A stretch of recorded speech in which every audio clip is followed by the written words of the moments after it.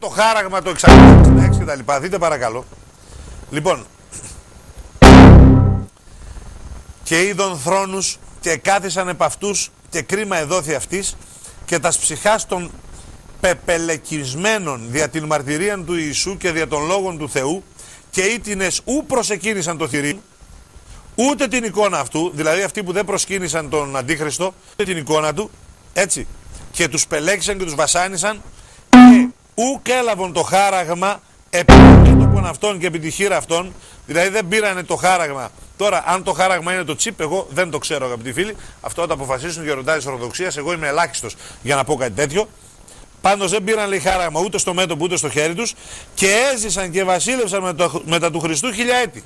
Δηλαδή, μετά τη μεγάλη μάχη με τον Αντίχριστο, έρχεται μια πολύ μεγάλη περίοδος που συμβολίζεται με τα 1000 χρόνια, ειρήνη σε όλο τον κόσμο και σύμφωνα με τις προφητείες και όπως είχε πει ο Χριστός, αρθήσετε, λέει, αφημών η βασιλεία των ουρανών, έτσι, η βασιλεία του Θεού επί της γης και δοθήσετε έθνη σε ένα έθνος, ο καιρός γαρεγγής. Επικράτηση των ελληνικών ιδεωδών μετά τις 5 Μαΐου 2024. Μετά τις 5 Μαΐου 2024, σύμφωνα με αυτές τις προφητείες του Αρχαγγέλου Μιχαήλ, τουλάχιστον έτσι μου δήλωσαν εμένα